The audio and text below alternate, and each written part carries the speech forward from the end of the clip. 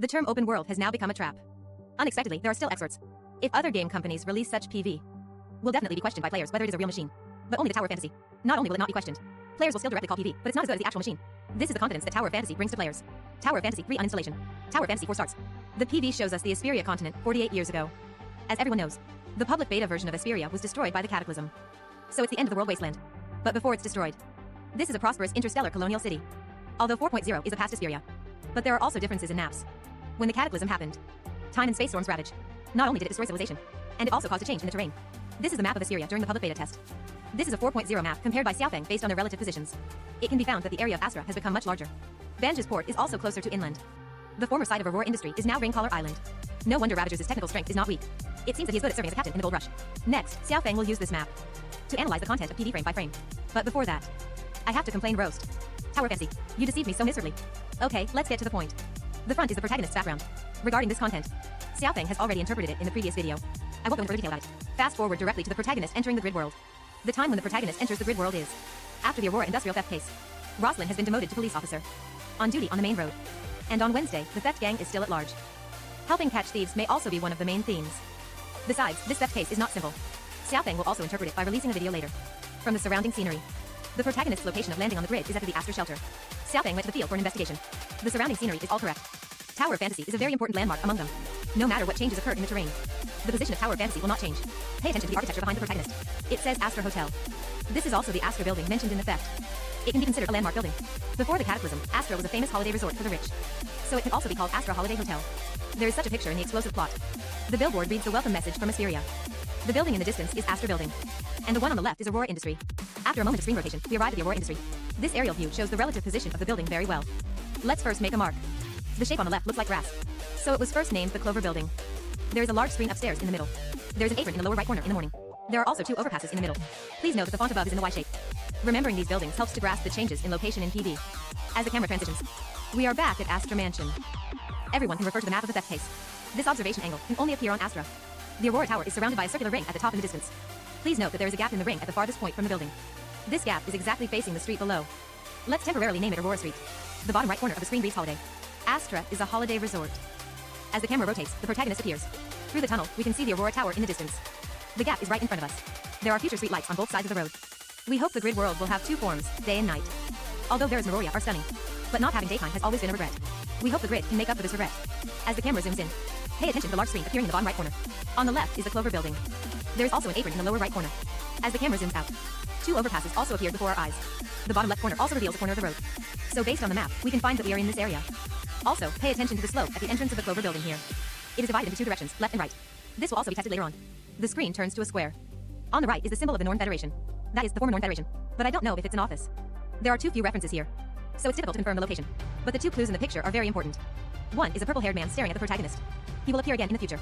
The other one is a car passing over the bridge above. From a length perspective, will this be the future maglev light rail? Miroria takes the subway. Grid ride light rail. Is this very reasonable? In the next scene, the protagonist overlooks from afar. Pay attention to the location of the floating island and Aurora Tower in the distance. It can be found that the position of the main character has returned to Astra. That's why I call Tower of Fantasy a lie. Seems to be walking in order. Actually, it's not the case. Even the connected lenses in the PD display. But it's two completely different places. This is also the reason why this video came late. But if you want to prevent me, you definitely can't resist me. I still dug out the source of each shot. What is displayed here is actually when the protagonist first logged into the grid. The order of visible PV has been disrupted. The next scene is on the street. Many people think this is Aurora Street, right? But unfortunately, it's not. Pay attention to the map of Aurora Street. There is a door frame under the stairs of the building. This is a billboard.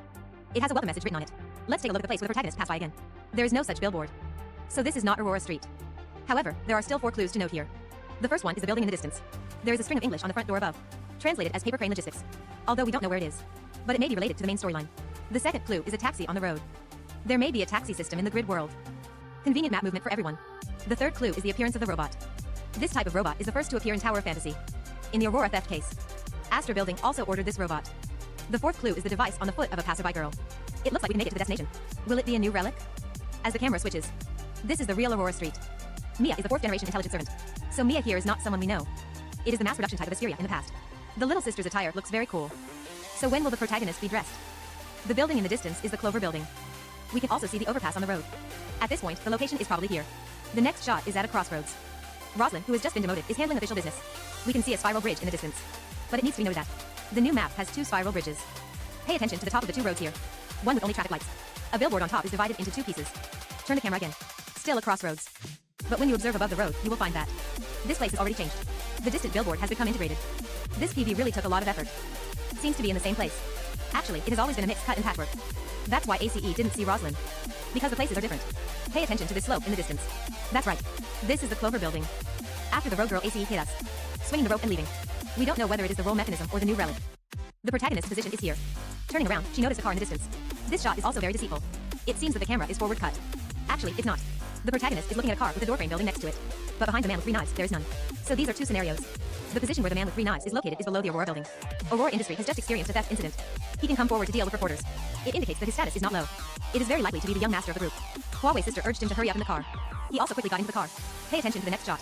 That's right, we changed the venue again. As the car drove out. We have also seen the operation of the spiral bridge. This should also be using the anti-gravity technology of Module 8. But it's just used as a highway. You can analogize it to the elevated bridges in cities. As the car drove to the highest point. Switch the camera again. That's right, we've changed places again. Pay attention to the welcome message for Assyria in the bottom left corner.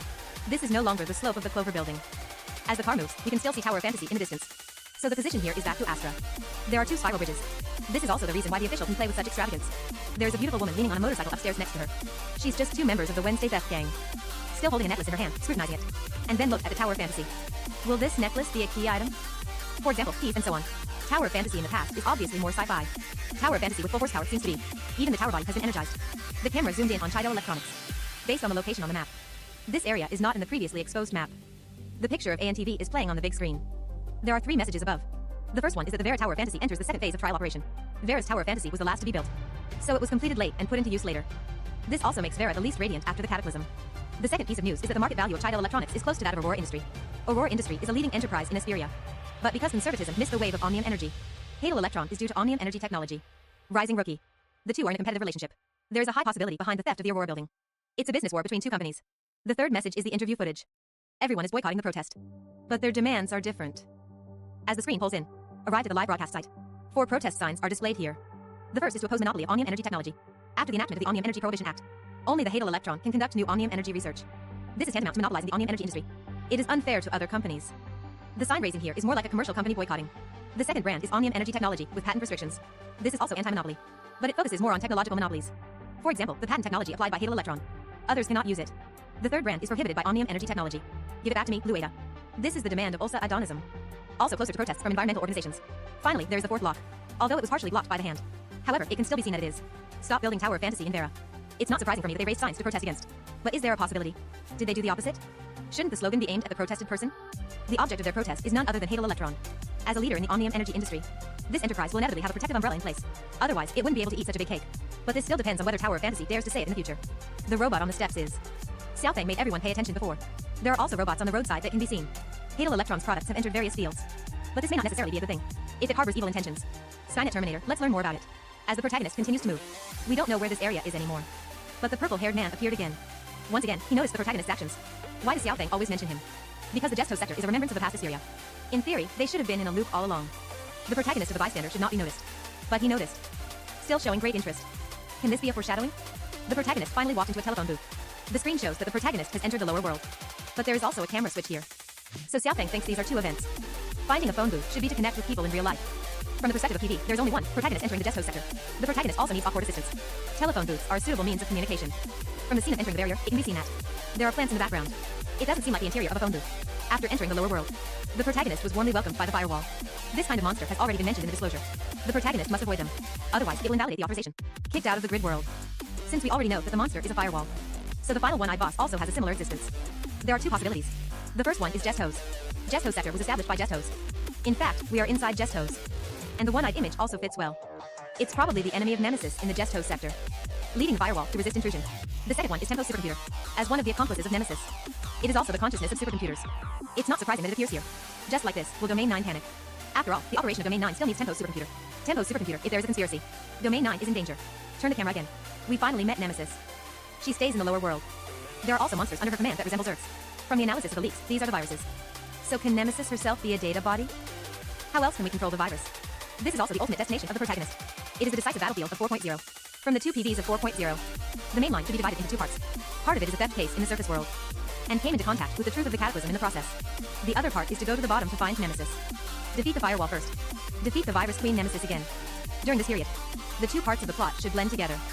Nemesis may also affect the operation of the surface world. We are increasingly looking forward to new storylines. Alright, that's all for this issue. Follow Xiaofeng to experience a different